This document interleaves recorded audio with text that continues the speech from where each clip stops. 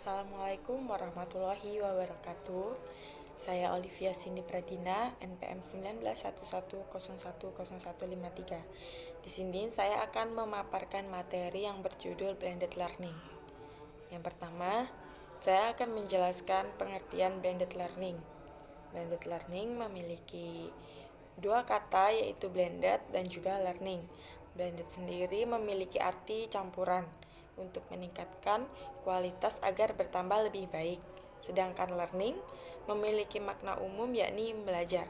Dengan demikian, sepintas mengandung makna pola pembelajaran yang mengandung unsur pencampuran atau penggabungan antara satu pola dengan pola yang lainnya. Dapat kita simpulkan bahwa blended learning adalah sebuah kemudahan pembelajaran yang menggabungkan berbagai cara penyampaian, model pengajaran, dan gaya pembelajaran, memperkenalkan berbagai nilai media dialog antara fasilitator dengan orang yang mendapat pengajaran. Blended learning juga sebagai sebuah kombinasi pengajaran langsung atau face-to-face dan pengajaran online, tapi lebih daripada itu sebagai elemen dari interaksi sosial atau pembelajaran online.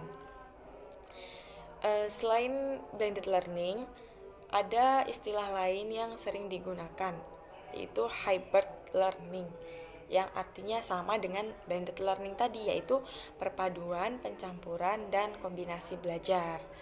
Namun, seiring perkembangannya, istilah yang lebih populernya menjadi blended e-learning. Dari definisi yang telah dijelaskan, dapat dikatakan secara sederhana bahwa blended e-learning ini merupakan kombinasi atau penggabungan pendekatan blended e-learning yang berupa web-based instruction, video streaming, audio, komunikasi sinkronus dan asinkronus. Dalam jalur blended e-learning, sistem LMS dengan pembelajaran tradisional tatap muka, termasuk juga metode mengajar, teori belajar, dan dimensi pedagogik. Kesimpulan tersebut sama seperti yang dikemukakan oleh Bong dan Graha pada tahun 2006, yaitu menggabungkan modalitas instruksional atau media dan teknologi pencapaian yang meliputi pendidikan jarak jauh, internet, web, CD-ROM, video atau audio, email, online book, dan lain sebagainya.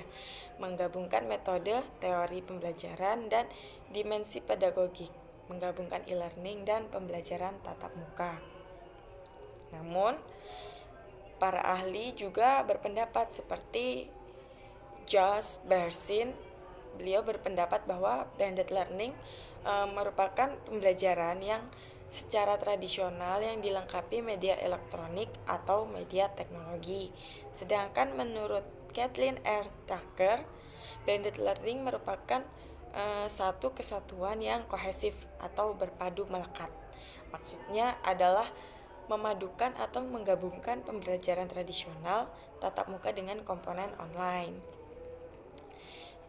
Di sini juga ada beberapa karakteristik dari blended e-learning, yaitu salah satunya menurut Serpent et al. Pada tahun 2006, yaitu yang pertama, ketetapannya sumber suplemen untuk program belajar yang berhubungan selama garis tradisional sebagian besar melalui institusional pendukung lingkungan belajar virtual.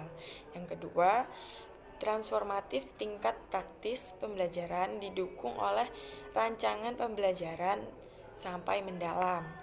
Dan yang ketiga, pandangan menyeluruh tentang teknologi untuk mendukung pembelajaran tersebut. Berdasarkan penjelasan di atas, karakteristik blended learning adalah sebuah suplemen dengan pendekatan tradisional juga mendukung lingkungan belajar virtual melalui lembaga rancangan yang pembelajaran mendalam pada saat perubahan tingkatan praktek pembelajaran dan pandangan tentang semua teknologi digunakan untuk mendukung pembelajaran. Penerapan suatu model pembelajaran harus berdasarkan teori belajar yang cocok untuk proses pembelajaran agar kelangsungan proses tersebut dapat sesuai dengan tujuan yang telah ditentukan atau sesuai dengan apa yang kita harapkan. Nah, selanjutnya karena model ini adalah model pembelajaran campuran, maka teori yang digunakan pun terdiri dari beberapa teori yang dikemukakan oleh beberapa ahli dengan disesuaikan situasi dan kondisi peserta belajar dan institusi yang menggunakannya. Dalam blended e-learning ini terdapat tatap muka yang beririsan dengan blended e-learning, di mana blended e-learning beserta komponen-komponennya yang berbasis komputer dan pembelajaran online berbasis web internet untuk pembelajaran. Ada langkah dan penerapan blended learning, yaitu yang pertama, guru mengupload materi terlebih dahulu, materi pembelajaran atau tugas-tugas yang akan dibahas, agar siswa bisa memahami terlebih dahulu, agar supaya guru menjelaskan siswa langsung memahami. Dan yang kedua, guru menginformasikan kepada siswa untuk mempelajari materi yang sudah diupload baik secara langsung maupun tidak, yaitu berfungsi untuk memperlancar pembelajaran yang akan dimulai. Yang ketiga, guru mengecek kehadiran siswa, jadi guru bisa mengetahui mana siswa yang aktif dan mana yang tidak aktif. Dan yang keempat, guru juga menjelaskan materi ajaran dengan memaparkan tujuan pembelajaran yang akan dicapai siswa dalam materi, supaya siswa lebih memahami lagi. Yang kelima, guru memotivasi dan membimbing siswa untuk mendapatkan informasi tambahan serta memberikan jawaban dari masalah yang sulit dimengerti. Misalnya guru memberi tugas kepada siswa untuk mencari informasi lain tentang pelajaran nantinya seperti apa. Yang keenam, guru mengapresiasikan keberhasilan siswa dalam mengerjakan tugas supaya siswa lebih semangat lagi dalam mengerjakan tugas dan siswa jadi lebih merasa semangatnya lebih bertambah. Yang ketujuh, guru memberikan evaluasi melalui aplikasi dalam bentuk kuis maupun esai yang telah dipersiapkan terlebih dahulu. Di sini penerapan blended learning mendorong peserta didik menjadi cepat memahami materi dengan lebih baik dan lebih efektif dalam mengikuti pembelajaran sehingga dapat meningkatkan hasil belajar siswa. Pembelajaran ini juga menekankan peserta didik untuk belajar mandiri dengan memanfaatkan berbagai sumber guna menambah wawasan.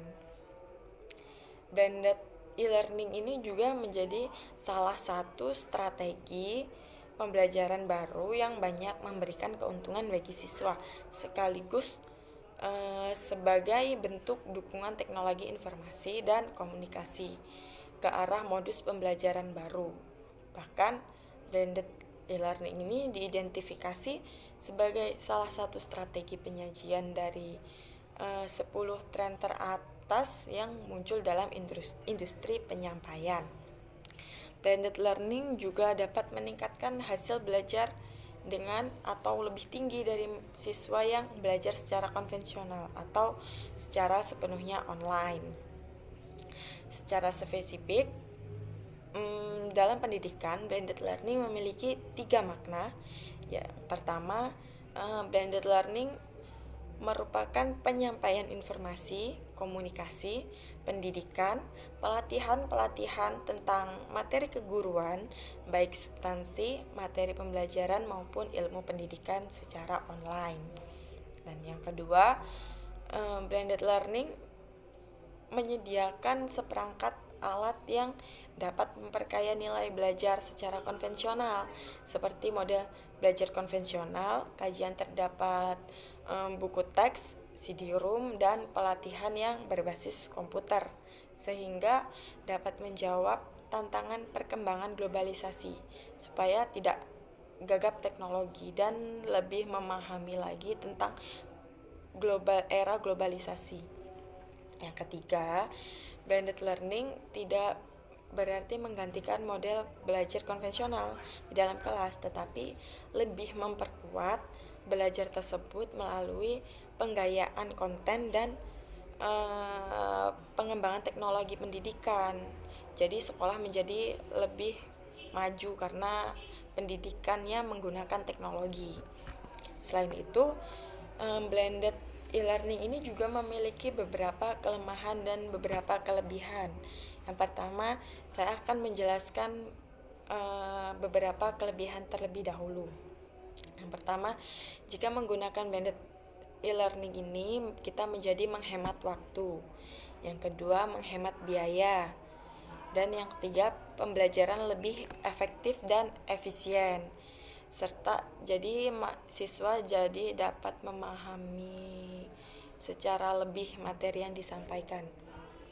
Yang keempat, peserta lebih mudah dalam mengakses materi pembelajaran karena jika materi kita share, siswa bisa mencari materi lain agar lebih memahami lagi materi yang kita sampaikan.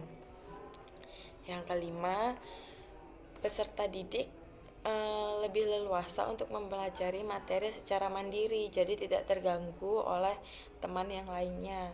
Apabila kita belajar konvensional, bisa terjadi kemungkinan kita tidak bisa belajar dengan konsentrasi karena teman-teman kita yang ribut atau lain sebagainya. Dan yang keenam, memanfaatkan materi-materi yang tersedia secara online, yaitu kita bisa memanfaatkan internet untuk mencari materi lebih, e-book ataupun jurnal online lainnya. Serta peserta didik juga dapat melakukan diskusi dengan guru atau peserta didik lain di luar jam tatap muka. Dan selanjutnya, pengajar tidak terlalu banyak menghabiskan tenaga untuk mengajar. Yang kesembilan, menambah materi pengayaan melalui fasilitas internet seperti yang saya bilang tadi. Apabila kita sudah menjelaskan materi, siswa bisa mencari materi lain di internet ataupun jurnal-jurnal supaya lebih menguasai dan menambah wawasan juga. Yang ke-10, memperluas jangkauan pembelajaran atau pelatihan. Dan yang ke-11, hasil yang optimal serta lebih meningkatkan daya tarik pembelajaran dan lain sebagainya. Jika kita belajar menggunakan via online, siswa menjadi lebih tertarik untuk belajar dan mencari informasi tentang materi-materi pembelajaran. Jadi siswa lebih memahami lagi, lebih menguasai lagi materi yang kita sampaikan. Jadi kita tidak perlu ragu jika siswa kita tidak memahami apa yang kita sampaikan. Dan ada beberapa kekurangannya juga dari blended learning ini. Yang pertama, sulit diterapkan apabila sarananya tidak mendukung. Yang kita ketahui ada beberapa, bisa saja mahasiswa yang tidak memiliki handphone ataupun laptop untuk mengikuti pembelajaran via online ini. Dan yang kedua, tidak meratanya fasilitas yang dimiliki peserta. Ada fasilitas yang ada mahasiswa yang memiliki dan ada juga yang tidak. Dan yang ketiga, akses internet yang tidak merata di setiap tempat dan sebagainya. Seperti yang kita tahu, apabila ada siswa yang tinggalnya jauh di pedesaan, dia akan sulit menjangkau sinyal dan dia bisa tertinggal materi hari itu karena tidak adanya sinyal dan mungkin tidak adanya teknologi. Oleh sebab itu, mungkin untuk kedepannya kementerian bisa meningkatkan lagi fasilitas untuk mendukung pembelajaran via online ini atau bisa disebut blended learning, supaya siswa bisa dengan mudah menggunakannya dan lebih meningkatkan hasil belajar. Baik, Mungkin itu yang dapat saya sampaikan. Apabila ada kesalahan, saya mohon maaf. Saya akhiri. Wassalamualaikum warahmatullahi wabarakatuh.